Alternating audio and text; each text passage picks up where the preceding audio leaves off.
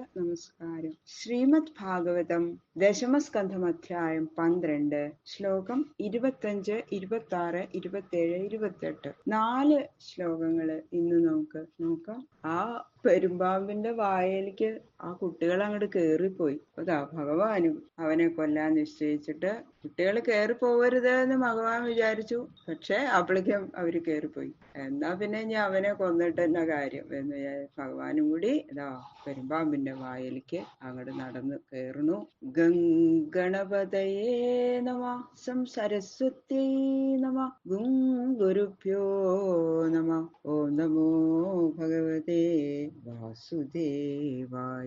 ശ്ലോകം 25. ഇത്തം മിതോദധ്യമതജ്ഞഭാഷിതം ശ്രുത്വാ വിചിന്യേത്യമൃഷാമൃഷായതേ രക്ഷോ വിദിത്വാഖിലഭൂതഹൃൽ സ്ഥിത സ്വാനാം നിരോധും ഭഗവാൻ മനോദധേ. ആ കുട്ടികൾക്ക് സത്യാവസ്ഥ അറിയില്ല. അജഗരാണെന്ന് അവർക്ക് തോന്നുന്നുണ്ട്, പെരുമ്പാമ്പാണെന്ന്. എന്നാ വൃന്ദാവനശ്രീ ആണെന്ന് വിചാരിച്ച എന്തായാലും ഞങ്ങള് ശ്രീകൃഷ്ണൻ രക്ഷിക്കൂലോ എത്ര ആപത്ത് പെട്ടാലും എന്ന് വിചാരിച്ചിട്ട് അവര് ആ പെരുമ്പാമ്പിന്റെ വായിലേക്ക് തന്നെ അങ്ങോട്ട് നടന്നു കയറി. ആശ്ചര്യം എന്ന് പറയണു. അറിവില്ലാത്തവർക്ക് പരമാർത്ഥം കളവാണെന്ന് തോന്നും, അല്ലെ? കളവ് പരമാർത്ഥം ആണെന്ന് പോലെയും തോന്നും. ഇത് തന്നെയാണ് അറിവില്ലായ്മയുടെ സ്വരൂപം. സത്യമായിട്ടുള്ള ആ പെരുമ്പാമ്പിനെ വൃന്ദാവനശ്രീ എന്നാണ് ഇവര് ധരിച്ചിരിക്കുന്നത്. അതുകൊണ്ടാണല്ലോ കേറിപ്പോയത്. പക്ഷേ അവനോ യഥാർത്ഥമായിട്ടുള്ള രാക്ഷസൻ ആണെന്ന് ഭഗവാൻ അറിയാം. ഭഗവാൻ അത് മനസ്സിലാക്കി. സകല ചരാചരങ്ങളുടെയും ഉള്ളില് വസിച്ച എല്ലാ വിചാരങ്ങളുടെയും സാക്ഷിയായിരിക്കുന്ന ഭഗവാൻ അറിയാതെ ആർക്കെങ്കിലും എന്തെങ്കിലും ചെയ്യാൻ കഴിയോ? ഒരിക്കലും ഇല്ല. നമ്മളെ എല്ലാ വിചാരങ്ങളും ചെയ്യണത് എന്തൊക്കെ നമ്മൾ പറയണ്ട ചെയ്യണ്ട എല്ലാം ഭഗവാൻ അറിയുന്നുണ്ട്. നമ്മളൊന്നും ആരും അറിയില്ല, നമ്മൾ അറിയാതെ ചെയ്യണത് എന്നൊക്കെ വിചാരിക്കും, അല്ലെ? നമ്മുടെ ഓരോ ചിന്തകളും പ്രവൃത്തികളും എല്ലാം ഭഗവാൻ അറിയും. അതുകൊണ്ട് ഈ അഘാസുരന്റെ മായ ഭഗവാൻ മനസ്സിലാക്കി. ഭഗവാൻ തന്നെ ആശ്രയിച്ചു കൊണ്ടിരിക്കുന്ന ഈ കുട്ടികളെ അവര് പ്രവേശിക്കാൻ ഇടവരുതരുതേ എന്ന് ഭഗവാൻ അപ്പൊ അങ്ങോട്ട് വിചാരിച്ചു. പക്ഷെ അപ്പൊ തന്നെ ആ കുട്ടികൾ അതിന്റെ ഉള്ളിലേക്ക് കയറി പോവുകയും ചെയ്തു. ഭഗവാന്റെ വിചാരത്തിന് വിപരീതമായിട്ടുള്ള സംഭവം എന്തെങ്കിലും ഉണ്ടാവുമോ? ഉണ്ടാവില്ല. പക്ഷേ ഈ അസുരന്റെ ഉപദ്രവം ഇനിമേലുണ്ടാകാത്ത വിധം ഇവനെ നശിപ്പിക്കാൻ ഉറച്ചിരിക്കുന്ന ഭഗവാൻ എന്നെ ആശ്രയിച്ചിരിക്കുന്ന ഈ കുട്ടികളെ രക്ഷിക്കണം എന്ന് വിചാരിച്ച ഉടനെ അതിന് അനുകൂലമായ സംഗതി, അതായത് ആ ബാലകന്മാര് ആ അജഗര മുഖത്തില് പ്രവേശിക്കുകയാണ് ഉണ്ടായത്. ആദ്യം വിചാരിച്ചു ഇവര് കേറണ്ടെന്ന്. പിന്നെ അവര് കേറി കഴിഞ്ഞാലല്ലേ അവനെ കൊല്ലാൻ അവസരം ഭഗവാന് കിട്ടുള്ളൂ. അതുകൊണ്ട് തന്നെ അതും ഭഗവാന്റെ ഇച്ഛ തന്നെയാണ്. അതുകൊണ്ടാണ് അവര് കേറിയത് എന്ന് പറയുന്നത്. താവൽ പ്രവിഷ്ടാസ്തു അസുരോദരാന്തരം പരം നഗീർണാ ശിശവത്സവത്സാഹ പ്രതീക്ഷമാണേന ബകാരിവേശനം ഹതസ്വകാന്തസ്മരണേന രക്ഷസ.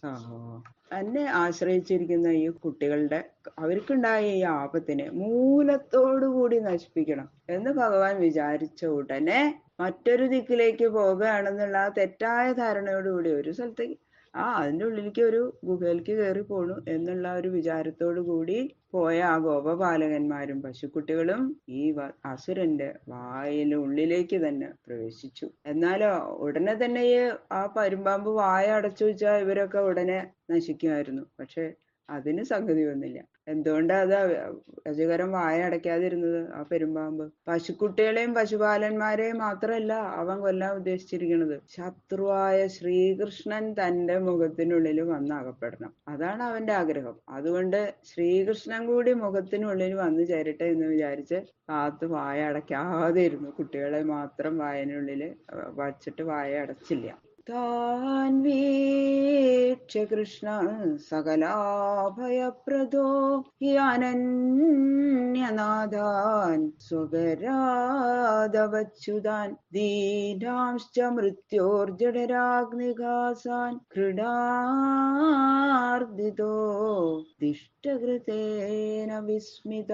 സദാചാരനിഷ്ഠന്മാരായിട്ടുള്ള സകല ജനങ്ങളുടെയും സങ്കടങ്ങൾ മുഴുവൻ നശിപ്പിച്ച് ജനന മരണ പ്രവാഹരൂപമായ ഭയത്തിൽ നിന്ന് രക്ഷിക്കുന്ന ഭഗവാൻ ശ്രീകൃഷ്ണൻ താനല്ലാതെ മറ്റൊരു രക്ഷയില്ലാത്തവരും ഇപ്പോ തന്റെ കയ്യിൽ നിന്ന് വിട്ടുപോയി അജഗര സ്വരൂപമായ ആ അന്തകന്റെ ജഠരാഗ്നിയിൽ വീണ് ദഹിക്കാൻ പോകുന്നവരും അത് നിമിത്തം ക്ലേശിക്കുന്നവരുമായ ആ ഗോപപാലന്മാരെയും ഗോക്കളെയും കണ്ടിട്ട് ഭഗവാൻ ഒരു കൃപ, അയ്യോ കഷ്ടം എന്ന് തോന്നിയെന്നാ പറയണത്, കൃപാപരവശനായിട്ട് ഭവിച്ചു എന്ന്. കൃണാർത്ഥിത, കരുണയ്ക്ക് അധീനനായിട്ട്, അതാണ് പറയുന്നത്, കൃണാർത്ഥിതനായി. ഭഗവാൻ വിചാരിക്കാണ് ഞാൻ രക്ഷിക്കേണ്ടതല്ലേ ഇവരെ, ഇവർക്ക് കൂടി ഈ ആപത്ത് സംഭവിച്ചുല്ലോ എന്ന് വിചാരിക്കണം. അത്ഭുതം തന്നെയെന്ന്. അങ്ങനെ ആലോചിച്ച് അത്ഭുതപ്പെട്ട് തന്റെ ആശ്രിതന്മാരെ ഇങ്ങനെ ആയാലും അവരുടെ ഗതി എന്ന് വിചാരിച്ച് കുറച്ച് വിഷമുണ്ടായിരുന്നു ഭഗവാന് അവരെന്റെ ഉള്ളിലേക്ക് കയറിപ്പോയപ്പോ.